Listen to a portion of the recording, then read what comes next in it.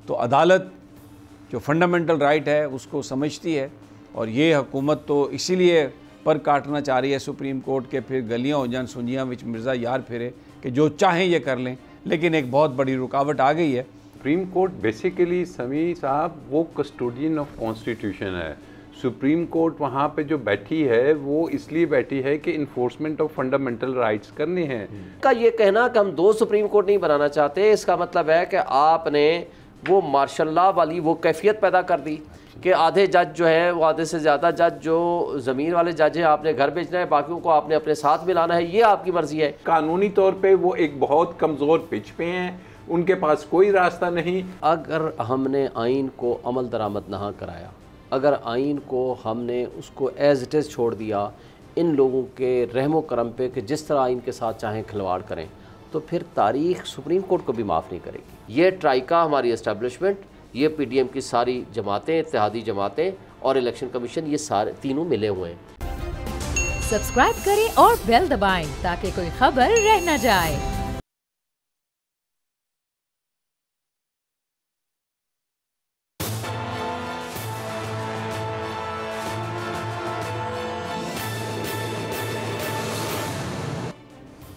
अस्सलाम वालेकुम नाज़रीन, मैं आपका मेज़बान हूँ समी इब्राहिम और आप देख रहे हैं प्रोग्राम तज्ज़िया।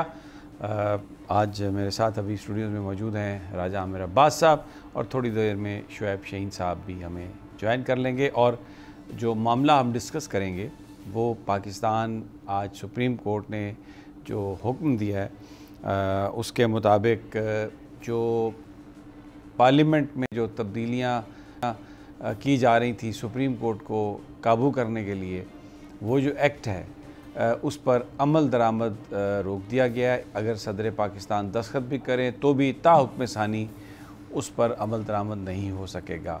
अगली जो इसकी तारीख़ है वो 2 मई को 11:30 बजे, और उसमें जो नोटिस जारी किए गए हैं हुकूमत को, इसके अलावा पॉलिटिकल पार्टीज़ को भी नोटिस जारी कर दिए गए हैं, जिनमें पीपल्स पार्टी, नून लीग, MQM, JUI ये सब जमातें शामिल हैं। और इसके अलावा अदालत अपने मुआवन भी इसमें मुकती है।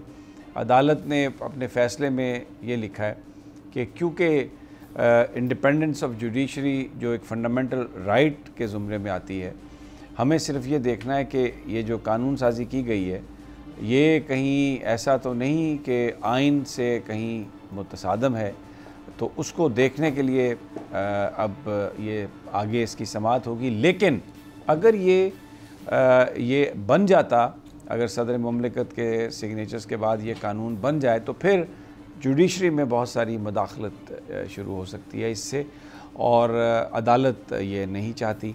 बहरहाल ये आज जब मेन पिटीशन को एक्सेप्ट कर लिया गया था तो यही एंटिसिपेट किया जा रहा था कि यही फ़ैसला होगा। हुकूमत ने बड़ा सख्त रिएक्शन दिया। कल पार्लियामेंट का एक इन कैमरा सेशन भी उन्होंने बुला लिया कौमी असम्बली का। आज वो जो इनकी लीगल टीम है, जो मेरे बहुत सारे लोग कहते हैं वो इल्लीगल टीम है, क्योंकि वो कानूनी मशवरा तो देती नहीं है, सिर्फ तखरीबकारी के बारे में बात करती है, वो मिले शहबाज शरीफ से। और उसके बाद आज़म नज़ीर तारड़ साहब ने एक रौनत से और तकब्बर से भरा हुआ एक बयान दिया। दोस्त है हमारे, अच्छा भी नहीं लगता इस तरह उनके बारे में बात करते हुए, लेकिन उन्होंने कहा कि हुकूमत को पता है, आता है हुकूमत को कि अपनी रिट हमने कैसे इस्टेब्लिश करनी है। तो मुझे जुल्फ़िकार अली भुट्टो याद आ, अच्छे लीडर थे पाकिस्तान, उनका जो जिस अंदाज से वो दुनिया से रुखसत हुए, पाकिस्तान को बड़ा लॉस हुआ। लेकिन गलत एडवाइस जब हो तो आदमी ज़हीन से ज़हीन भी गलत बात कर देता है। उन्होंने भी कहा था यूँ कि ये कुर्सी बड़ी मजबूत है, लेकिन सबसे बड़ी मजबूत ताकत अल्लाह की, और उसके बाद राज करती है खल्क़ खुदा। तो अभी जिस तरीके से लोगों को मारा पीटा जा रहा है, लोगों को उनके घरों से जाके उठाया जा रहा है, जैसे हमारे आकाश राम को उठाया गया और 3-4 दिन हो गया, पता भी नहीं चल रहा, तो अदालत जो फंडामेंटल राइट है उसको समझती है, और ये हुकूमत तो इसीलिए पर काटना चाह रही है सुप्रीम कोर्ट के, फिर गलियां हो जान सुंजियां विच मिर्ज़ा यार फिरे कि जो चाहें ये कर लें। लेकिन एक बहुत बड़ी रुकावट आ गई है। और राजा आमिर अब्बास, ये तो एंटिसिपेटेड तो था, जिस तरीके से ये हो रहा था कि सुप्रीम कोर्ट इसको रोकेगी। देखिए, सुप्रीम कोर्ट बेसिकली समी साहब वो कस्टोडियन ऑफ कॉन्स्टिट्यूशन है। सुप्रीम कोर्ट वहाँ पे जो बैठी है वो इसलिए बैठी है कि इन्फोर्समेंट ऑफ फंडामेंटल राइट्स करने हैं। सुप्रीम कोर्ट वहाँ पे बैठी है कि आईन पाकिस्तान जो कि एक मुकद्दस किताब है उसके साथ किसी किस्म का खिलवाड़ बर्दाश्त नहीं किया जाएगा। सुप्रीम कोर्ट को ये इख्तियार हासिल है कि अगर किसी किस्म की मेलाफाइडिस की बुनियाद पे कोई लेजिस्लेशन होती है जिसका वाहिद पर्पज़ एक बदनीयती हो तो उस किस्म की या कोई पर्सन स्पेसिफिक अगर कोई लेजिस्लेशन होती है तो उसको उठा के डस्टबिन में फेंकें। मौजूदा केस में हम अगर बैकग्राउंड और इसका तनाजुर देखते हैं कि ये क्या हो रहा है, ये क्या लेजिस्लेशन है, ये वो लेजिस्लेशन है कि जब पीडीएम कह रही है कि जी कुछ भी हो जाए हम इंतखाबात 90 रोज़ में नहीं कराएंगे, जब वो इंटरम गवर्नमेंट जो 90 डेज़ के लिए आती है जिसका मैंडेट है इलेक्शंस करवाना, वो कहते हैं जी 90 दिन के दर, हम तो ज़्यादा दिनों के लिए आए हैं। ये वो सिचुएशन है कि सुप्रीम कोर्ट कहती है, हाई कोर्ट लाहौर कहती है, सुप्रीम कोर्ट का दूसरा फैसला कहता है इलेक्शंस करवाइए, और क्या होता है कि जी नहीं इलेक्शंस तो नहीं होंगे, लेकिन पार्लिमान में जो हम हैं हम कोशिश करते हैं। और मैं आपने नाम लिया आज़म नज़ीर तारड़ साहब का, जो हमारे बहुत ही अच्छे दोस्त भी हैं, मेरे ज़ाती बहुत अच्छे दोस्त हैं, लॉ मिनिस्टर हैं, लेकिन उनको वो मेरे ख्याल में बेसिकली तो समझते हैं कि एक सब ऑर्डिनेट लेजिस्लेशन के ज़रिए वो आईन पाकिस्तान में दी गए जो आर्टिकल्स हैं, ये जो अथॉरिटी है या जो इस आइन का तीसरा पिलर है सुप्रीम कोर्ट जुडिशरी, उसको वो गिरा नहीं सकते। इस किस्म की कोशिश को इजाज़त नहीं दी जा सकती। और अल्टीमेटली जो आज 8 सफ़ों का ऑर्डर आया है इसमें उन्होंने क्या कहा है, उन्होंने कहा जी आइन में जो लेजिस्लेटिव लिस्ट है जिसके तहत ये पार्लियामान को पावर दी है ना लेजिस्लेशन की, आइन ने दी है, और उसने कहा है कि आप सुप्रीम कोर्ट की पावर्स को इन्हांस तो कर सकते हैं, रिड्यूस नहीं कर सकते, कंट्रोल नहीं कर सकते। और समी साहब एक कॉमन एक लेमैन को पता होना चाहिए कि चीफ जस्टिस या किसी अदारे का जैसे एग्जीक्यूटिव का प्राइम मिनिस्टर होता है, मुल्क का सदर होता है, कहीं ये मुमकिन है कि जी प्राइम मिनिस्टर के साथ 2 बंदे और लगा दो कि जी ये 3 बंदे मिलके प्राइम मिनिस्टर होंगे, या सदर के साथ 4 बंदे लगा दो कि जी ये सदर ने जो पास करना है, साइन करना है, 4 बंदे मशवरा देंगे, उनमें से 3 अगर कह दें कि नहीं करना तो सदर साहब घर चले जाएंगे और वो 3 जो बैठे होंगे। तो ये एक इलॉजिकल अनलॉफुल कोई ये नहीं नजर आ रहा था कि इसके साथ ये बिल आज का प्रोग्राम लिख लें कि ये पूरा का पूरा डस्टबिन में, अपील का जो हक नवाज शरीफ को बचाने के लिए इस रूल्स के जरिए एक सब्सटेंशियल राइट दिया जा रहा है वो भी डस्टबिन में जाएगा। और किसी भी तरीके से ये कानून साजी किसी लीगल माइंड ने इसको अप्रूव नहीं करना। शुएब साहब, आप कमरा अदालत में और बड़ी ये सारी बहसें हो रही थी, जिधर साफ़ी बैठते हैं उधर चीखें बहुत आ रही थी, अजीब व गरीब किस्म की, कुछ हंस रहे थे लोग, कभी कानों में बात करते थे, तो वो there are certain clowns over there, तो वो बहुत उनकी चीखें बहुत आ रही थी हंसी की सूरत में। और कहाँ चीखें आ रही होंगी? चीखें तो कल से बहुत सारे लोगों से आप ख़ुद भी सुन रहे हैं, हम भी सुन रहे हैं, मीडिया के ज़रिए भी सुन रहे हैं। लेकिन बात यह है कि जब आपने ये तहैया कर लिया है कि उसी कॉन्स्टिट्यूशन की पावर्स को तो आपने इंजॉय करना है, उस कॉन्स्टिट्यूशन की जो दीगर प्रोविजंस हैं जो आपके ऊपर ज़िम्मेदारियाँ देती है, जो आपको ऑब्लिगेशन देती है कि आपने 90 डेज़ में इलेक्शन कराने हैं, उससे तो आप भाग रहे हैं। पब्लिक का आप सामना करने को तैयार नहीं है। हालात ऐसे पैदा कर दिए गए हैं, आपने कर दिए हैं। आप बदमाशी के ज़ोर पे, धौंस धांधली के ज़ोर पे, ह्यूमन राइट्स वायलेशन के ज़ोर पे, जो आपके सामने खड़ा हो उसको उठाओ, नंगा करो, मारो, तशद्दुद करो, उनको फेंक दो, कोई पूछने वाला नहीं हो। ये अगर तर्ज़ अमल आपने अडॉप्ट किया है तो लोग फिर इतना तो कर सकते हैं कि आपसे नफ़रत करें, और अगर कुछ भी नहीं कर सकते तो आपसे नफ़रत तो करने का हक़ रखते हैं। और वो नफ़रत का इजहार उन्होंने पब्लिकली भी किया, लेकिन वो वोट के ज़रिए करेंगे, और उसके लिए पिछले जो इलेक्शंस हुए हैं उन्होंने अपनी नफ़रत का इजहार आपके ख़िलाफ़ कर दिया है। अब इनको अपनी शिकस्त से फाश नज़र आ रही है, तो इन्होंने हुकूमत PTI ने, PTM ने, उसको बजाय इस बात के कि वो इस बात को और इस सच को तस्लीम करें कि जनाब हमसे गलती हो गई है, हम आइंदा के लिए अपनी पॉलिसीज़ को चेंज करें, लोगों को माशी अबतरी और तबाही की तरफ जो लेकर गए हैं वो भी हमारी गलती है, हम लोगों के साथ जो ज़्यादतियाँ की हैं वो भी हमारी गलती है, क्या है जी हम चीज़ों को बेहतर करने की कोशिश करते हैं। बजाय इस बात के फिर अगेन आप उसी बदमाशी के ज़ोर पे कहते हैं हम इलेक्शन ही नहीं कराएंगे। सिर्फ ये नहीं कि अभी नहीं कराएंगे, 8 अक्टूबर को भी नहीं कराएंगे। अच्छा, इलेक्शन तो एक और बात है। अभी जो हमने जो बात सुनी कि हम अपनी रिट जो है वो एस्टैब्लिश करना जानते हैं और हम नहीं चाहते कि 2 सुप्रीम कोर्ट बने। मुझे ये बयान समझा दें कि वजीर कानून ये कह रहे हैं कि हम ये नहीं चाहते कि 2 सुप्रीम कोर्ट बन जाए। ख्याल है सुप्रीम कोर्ट जुडिशल रेस्ट्रेंट का मुजाहरा कर रही है।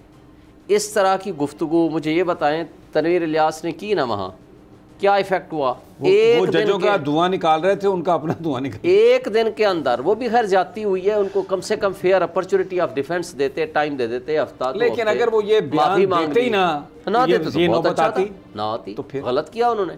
लेकिन कहने का मतलब ये है कि जो ये कुछ कर रहे हैं ये माफिया नहीं तो और क्या है। माफिया क्या करता है? पहले जजेस को डराता है, फिर वो उनको लालचें देता है, जब कुछ नहीं होता तो फिर उनके मुकाबले में खड़ा हो जाता है और कोशिश करता है इनके हम फैसले नहीं मानेंगे। और सेम इज दिस पोजीशन, यानी आप कोई हुकूमत का वजीर कानून इस तरह की बात कर सकता है कि हम 2 सुप्रीम कोर्ट नहीं बनाना चाहते। क्या कहने का मतलब है?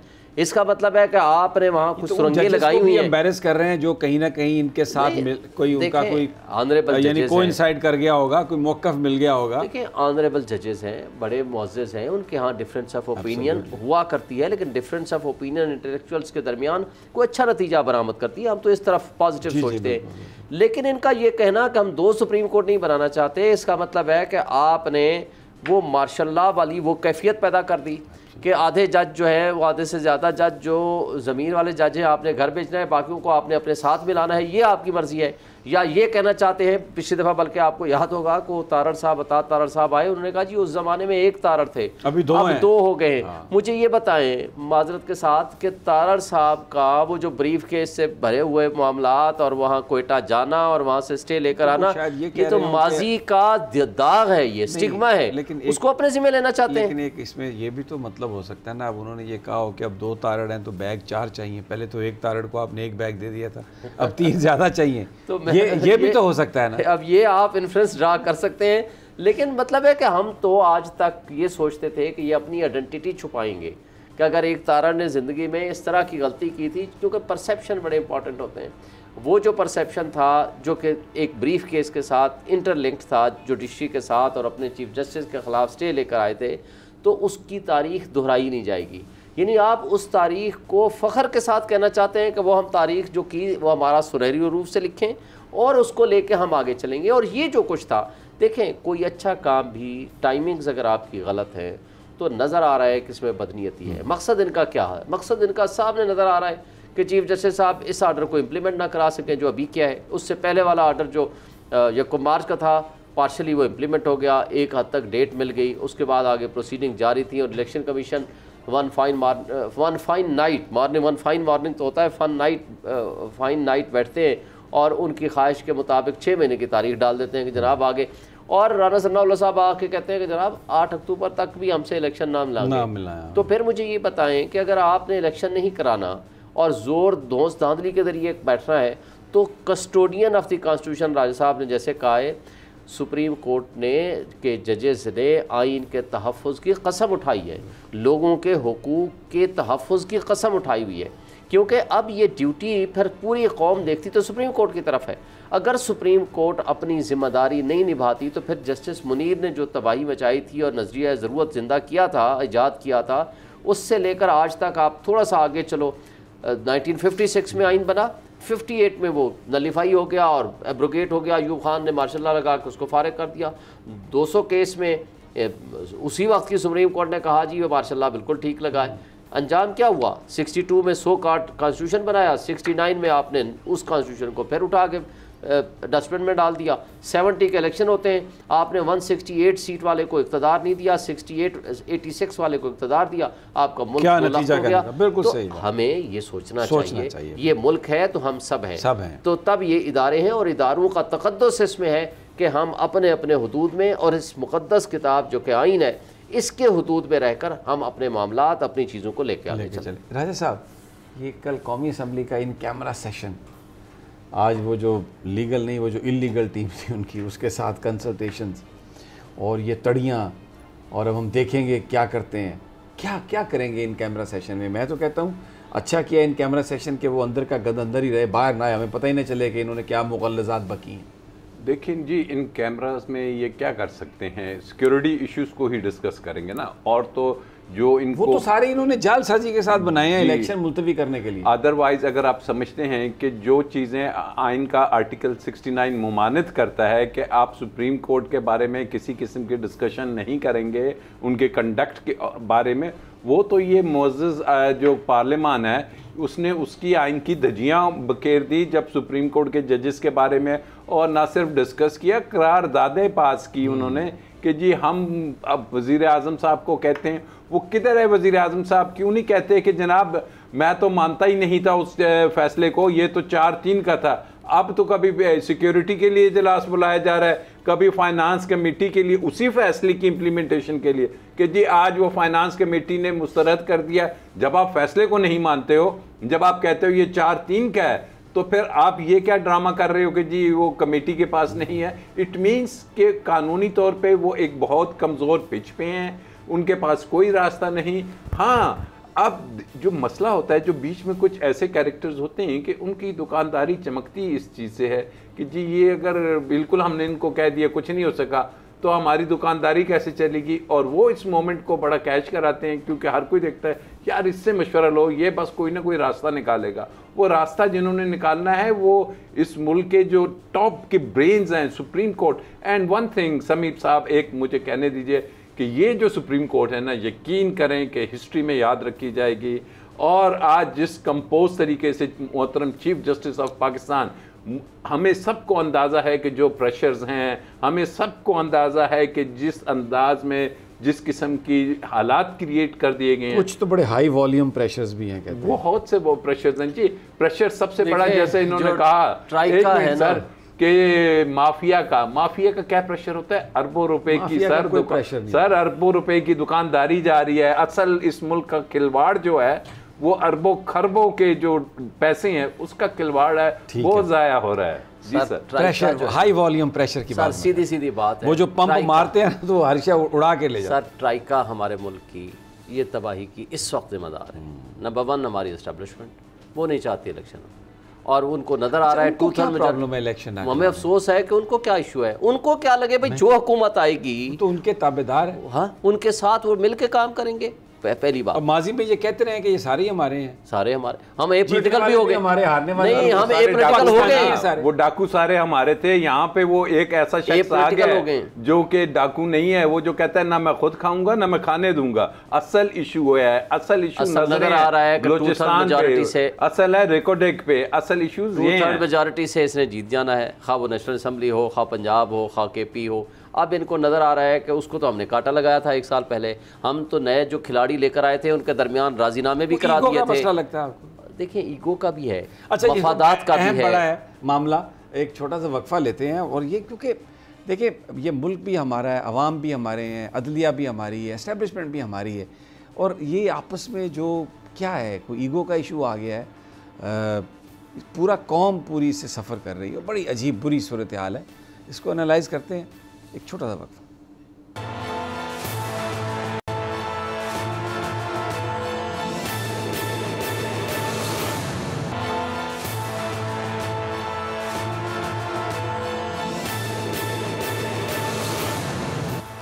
वेलकम बैक नाज़रीन। बहरहाल पिछले 2-3 दिनों से हुकूमती अकाबरीन बड़ी खबरें फीड करते रहे मीडिया को कि ओहो 9 जज एक साइड पे हो गए ने, काजी साहब दे नाल हो गए ने, उहदे नाल हो गए ने, कभी उससे छोड़ गए। यानी इन्होंने सुप्रीम कोर्ट की जो तौकीर है उसको कम करने के लिए कोई मामूली सा भी मौका इन्होंने उसमें उसको इस्तेमाल किया, और ऐसी ऐसी बातें कहीं जो मैं यहाँ पर बयान भी नहीं कर सकता।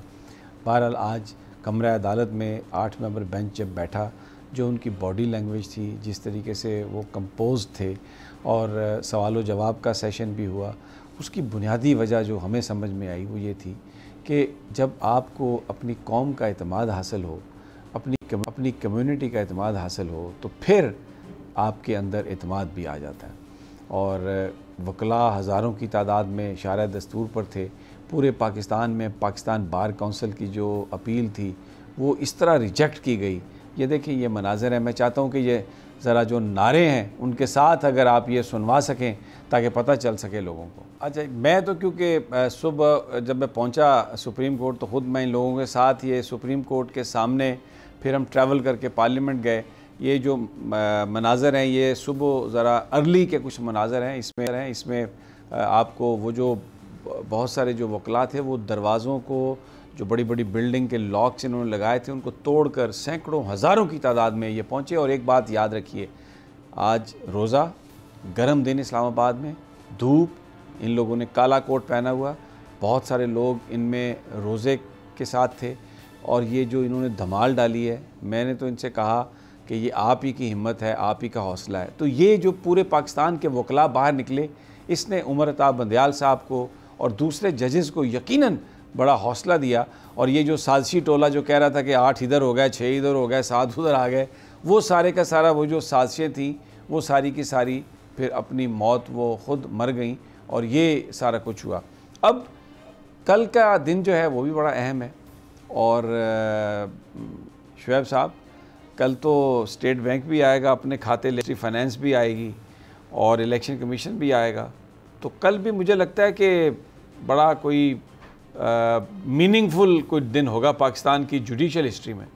देखिए, सुप्रीम कोर्ट ऑफ पाकिस्तान को जैसे मैंने पहले कहा कि इस बात का एहसास है कि अगर हमने आइन को अमल दरामद ना कराया, अगर आइन को हमने उसको एज इट इज़ छोड़ दिया इन लोगों के रहमो करम पे कि जिस तरह आइन के साथ चाहें खिलवाड़ करें, तो फिर तारीख़ सुप्रीम कोर्ट को भी माफ़ नहीं करेगी। ये उनका अपना इम्तिहान भी है। मुझे ये बताएं, एक आम आदमी, एक गरीब आदमी किसी का कोई बारे में फ़ैसला करें, उसको तो हम एक दिन में एग्जीक्यूट कराते हैं। अगर ताकतवर तबके, ताकतवर हलके, हमारे मुल्क की एस्टेब्लिशमेंट, हमारे मुल्क की अशराफिया और या जो अपने आप को माफिया समझते हैं, अगर उनके ख़िलाफ़ या एक आइन की अमलदारी के लिए एक फ़ैसला करें, वो रास्ते में आकर खड़े हो जाएं कि हम आपको आइन पे अमल दरामद नहीं होने देते, हम आपके रास्ते में रुकावट बनेंगे, हम बड़े ताकतवर लोग हैं, हम आके खड़े हो गए, फिर सुप्रीम कोर्ट के ऊपर ट्रस्ट कौन करेगा? फिर सुप्रीम कोर्ट की अपनी रिस्पेक्ट किधर जाएगी? उनकी अपनी एक रिस्पेक्ट का सवाल है कि वो सुप्रीम कोर्ट उन फैसलों को अमल दरामद कराए जो उन्होंने फ़ैसले किए हैं। और दूसरा, वो कोई गलत फ़ैसले नहीं है, उन्होंने सिर्फ एक बात की है कि जो आइन कहता है उसके मुताबिक आप चलें। आइन कहता है आर्टिकल 220 के तहत तमाम एग्जेक्टिव इदारे पाबंद हैं to facilitate the election commission of Pakistan for the purpose of holding free and fair elections. और उसके लिए कोई नई बात तो उन्होंने की नहीं है। और 90 दिन का इलेक्शन का एक टाइम बाउंड है, आप उसके मुताबिक इलेक्शन कराओ। सिंपल बात है कि कॉन्स्टिट्यूशन के आर्टिकल 2A के तहत, जो कि ऑब्जेक्टिव रेजोल्यूशन में लिखा हुआ है कि कोई भी आप उमूर ममलिकत थ्रू चोज़न रिप्रेजेंटेटिव्स अंजाम पाएंगे। तो क्या नॉमिनेज के ज़रिए आपके सारे मामला चलाएंगे? आपने इलेक्शन को नहीं कराना। अच्छा, फिर ये आइन का तकाजा है। अब वो इलेक्शन कमीशन जो उस वक्त तो हर दूसरे दिन कंटेम्प्ट नोटिस दे दी थी इमरान खान को कि जी उसने मेरे बारे में राय कायम गलत कर दी, उसने मेरे बारे में ये कहा, और किसी फवाद चौधरी ने कहीं मुंशी कह दिया तो गद्दारी और बगावत के मुकदमे कह दिए। भाई जो आपको गलत तो नहीं था, मुंशी पुराने ज़माने में फाजिल मुंशी पढ़े लिखे लोगों को कहा करता था। ये मुझे लगता है कि ये भी ज़्यादती की फवाद साहब ने इनको मुंशी कह के, उन्होंने अपने आप को ये समझ लिया कि शायद हम वाकई मुंशी बन गए। कहने का मतलब ये है कि देखें, बात सिर्फ इतनी है कि इलेक्शन कमीशन ऑफ पाकिस्तान उस वक्त क्यों नहीं कंटेम्प्ट नोटिस जारी करता कि आइन की दफ़ा आर्टिकल 220 ये कहता है कि आप सारे पाबंद हैं मुझे फैसिलिटेट करने के, और जो एग्जेक्टिव अथॉरिटी उसको ना उसकी बात माने उसको नायल भी करे, उसके खिलाफ एक्शन भी ले, क्यों नहीं करती? अच्छा, असल बात यह है कि उनकी नीयत नहीं है। ये ट्राइका, हमारी एस्टेब्लिशमेंट, ये PDM की सारी जमातें, इत्तेहादी जमातें और इलेक्शन कमीशन, ये सारे तीनों मिले हुए हैं। एक दूसरे पे डालता है, दूसरा तीसरे पे डालता है, तीसरा फिर पहले पे डालता है। जब एक पकड़ा जाएगा तो फिर दूसरे 2 भी पकड़े जाएंगे, पक्के पकड़े जाएंगे। राजा साहब, क्या करेगी कल सुप्रीम कोर्ट, क्या करेगा?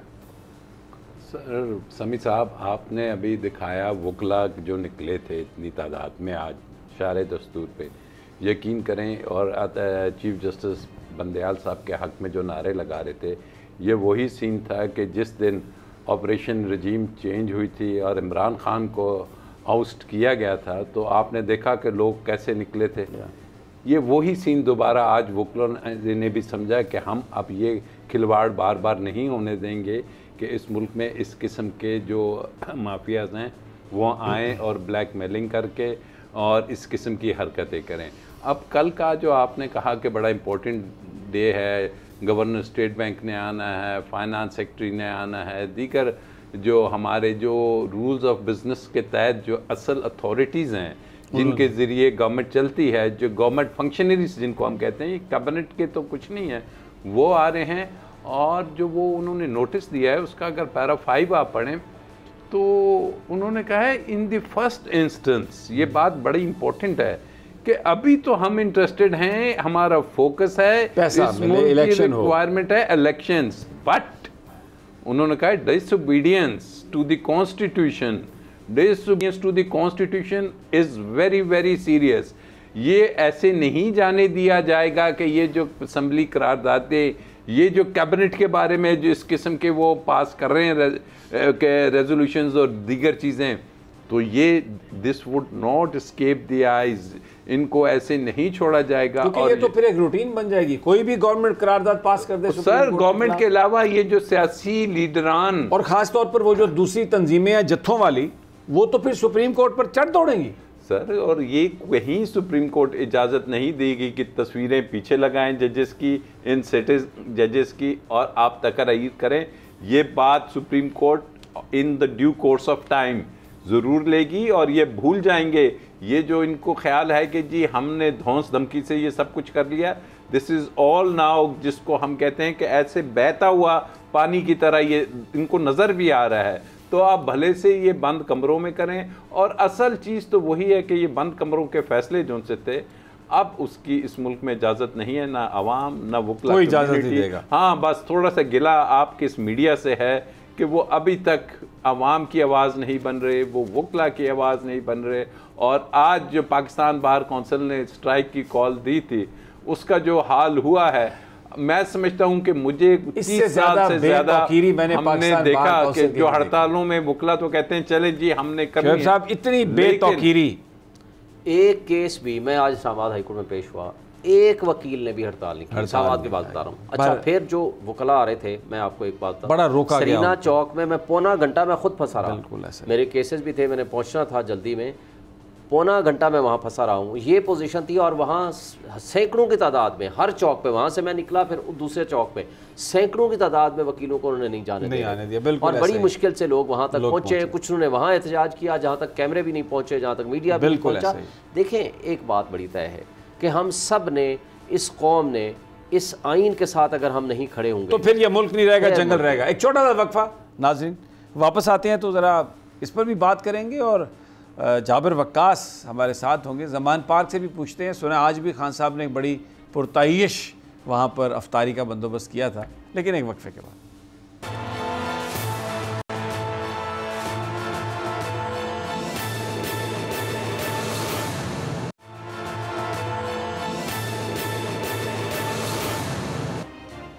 वेलकम बैक नाज़रीन, प्रोग्राम का आखिरी हिस्सा है, ज़मान पार्क चलते हैं। इमरान खान साहब अफ्तारियाँ कर रहे हैं और वो वर्कर्स जो कभी सोच भी नहीं सकते थे कि खान साहब को देख सकेंगे, उनके साथ हाथ मिला रहे हैं, बातें कर रहे हैं।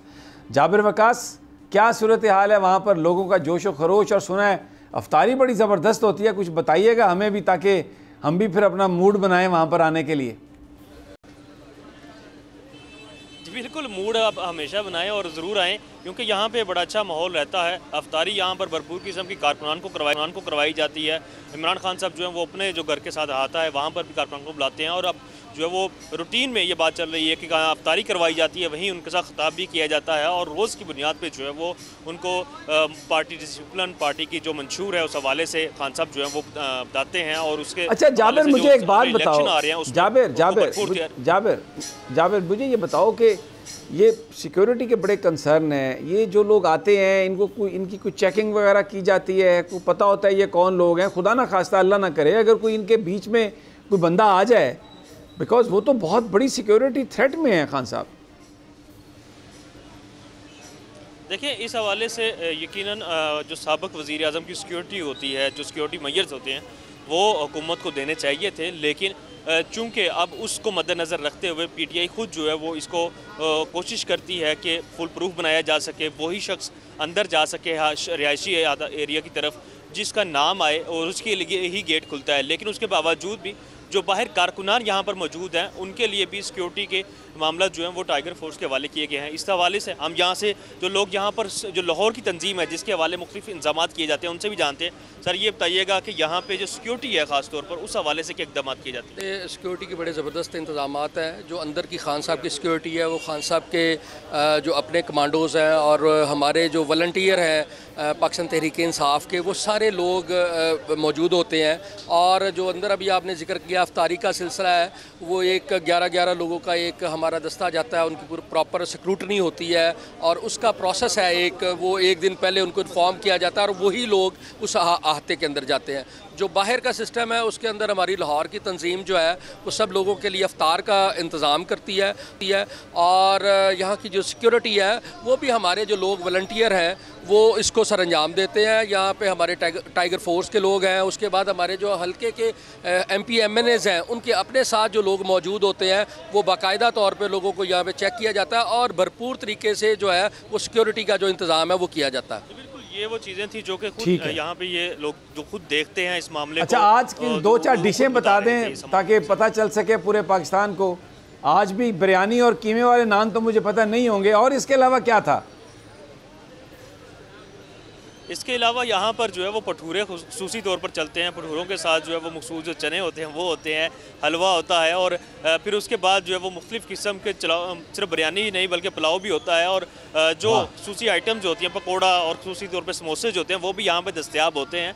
और ये बात ये है कि यहाँ पे जो गहमा गहमी है ये अफ्तारी से शुरू होती है और ये सहरी तक चलती है। यहाँ पे रंग दिन के वक्त नज़र आता था, वो अफ्तारी से लेकर सहरी तक के लिए टाइम में शिफ्ट हो चुका है और भरपूर यहाँ पे ऐसी एक्टिविटी नज़र आती है जैसे यहाँ पे दिन चढ़ा हो और अफ्तारी से लेकर सहरी तक जो है वो भरपूर किस्म की यहाँ पे तौज़ुफ़ की जाती है। जाबिर बहुत शुक्रिया। शुएब साहब, भटूरे और पता नहीं क्या कुछ है। राजा साहब, कोई आपका मूड बना है जाने का उधर? ये ऐसी ग़िज़ाएँ हैं जो इधर तो मिलती नहीं है और लाहौर की टिपिकल ग़िज़ाएँ। नहीं, हम जा रहे हैं। परसों हमारा कन्वेंशन है लॉयर्स का बड़ा, वहाँ पे वो तो हम भी वहीं पर हो गए। बोल तो लाइव कवरेज देगा इसका। और वहाँ पे ये जो आज आपने देखा कि इस्लामाबाद में इशारे दस्तूर पे था, उसके बाद बड़ा सीरियस किस्म की राउंड टेबल कॉन्फ्रेंस है वहाँ पे।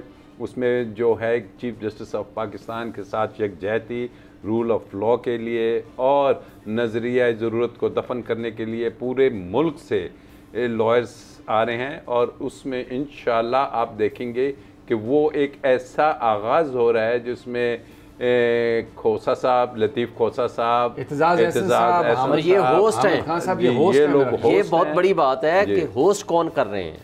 सरदार लतीफ़ खोसा, एतजाज़ एहसन, आमिद ख़ान, ख्वाजा अहमद तारिक रहीम, यानी ये वो लोग हैं कि जिन्होंने अपनी ज़िंदगियाँ दी हैं रूल ऑफ लॉ के लिए, इस कॉन्स्टिट्यूशन के लिए, supremacy of constitution and independence of judiciary के लिए उन्होंने अपनी ज़िंदगियां दी हैं, अपना माशी कत्ल कराया है, कई साल उन्होंने प्रैक्टिस नहीं की और इस सारी तहरीक को लीड करते रहे। आज अगर वो मुख्तलिफ पॉलिटिकल पार्टी से हो के भी अगर आज वो खड़े हैं तो इससे नज़र आता है कि लोग अब आइन के साथ खड़े हैं, लोग अब सुप्रीम कोर्ट के साथ खड़े हैं।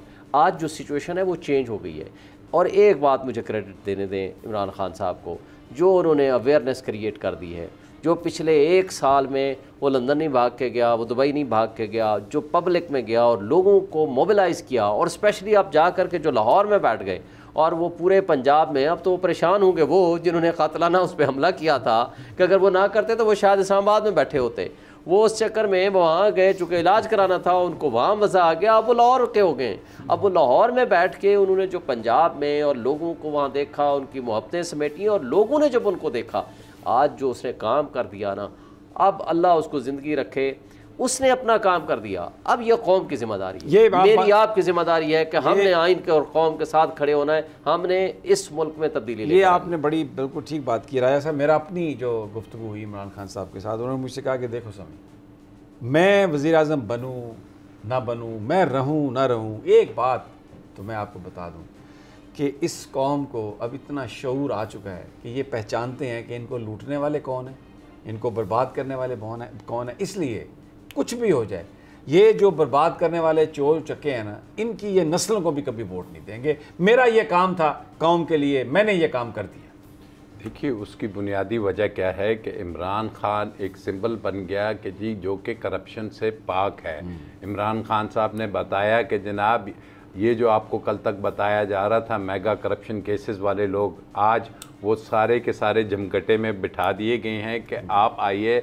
और जो असल इशू हो गया वो ये हो गया कि उन दोनों की जो बारियां थी वो ख़त्म हो गई, और जो इमरान खान साहब की ये सिक्योरिटी, और इमरान खान साहब ने जो ये दिया ना शऊर, क्योंकि उसका वो बिलीफ है कि वो ये जानता है कि मारने वाले से ज़्यादा मजबूत पावरफुल बचाने वाला है, और जो जिंदगी है वो अल्लाह की लम्हा ऊपर होगा ना नीचे होगा। और ये बिल्कुल इस कौम के लिए जब इस किस्म के लीडर्स आते हैं तो वो ही कौम को लीड करते हैं। बड़ी अच्छी बात खान साहब भी इस हवाले से बड़ी पक्की बात करते हैं। मुझे मेरा यार, मेरा भाई अरशद शरीफ याद आ रहा है, जो हमेशा कहा करता था कि जो रात कब्र में आनी है वो कब्र में आकर ही रहेगी, उसको मैं नहीं रोक सकता। और ये जो नंबर लगाने वाली बात करते हैं तो कौन जाने किसका नंबर कब लग जाए, बस अल्लाह से रहम की दुआ मांगनी चाहिए। और मैं ये जो गरूर के पुतले हैं जो इस वक्त इक़्तिदार से चिमटे हुए हैं, जो पाकिस्तान के 22 करोड़ लोगों को चींटियाँ समझते हैं, उनके लिए एक सिर्फ यही पैगाम है कि डरो उस ज़ात से जो हर चीज़ पर काबिज़ है। आज अगर तुम्हें हक़ हुक्मरानी दिया है तो इसलिए कि लोगों की फलाह करो, इसलिए नहीं कि अपने तिजोरियों को भरो ख़जाने से, वो भी लूटे हुए से। इजाज़त दीजिए, कल फिर इंशाल्लाह मुलाकात होगी। अल्लाह ने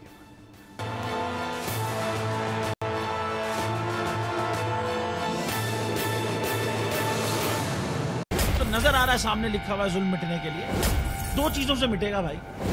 एक, अदल की कुर्सी पे जो लोग बैठते हैं ना, वो अदल के हिसाब से फैसले करने लगे।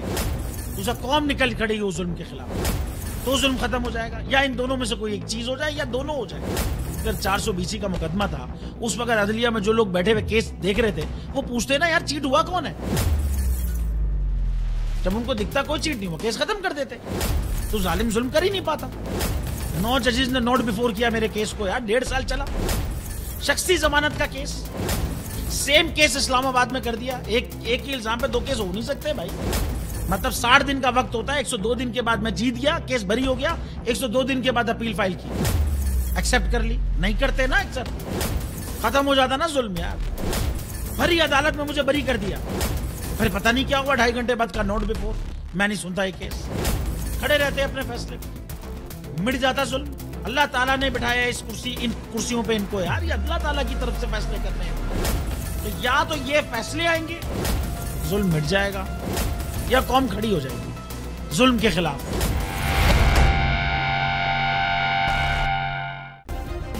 सब्सक्राइब करें और बेल दबाएं ताकि कोई खबर रह न जाए।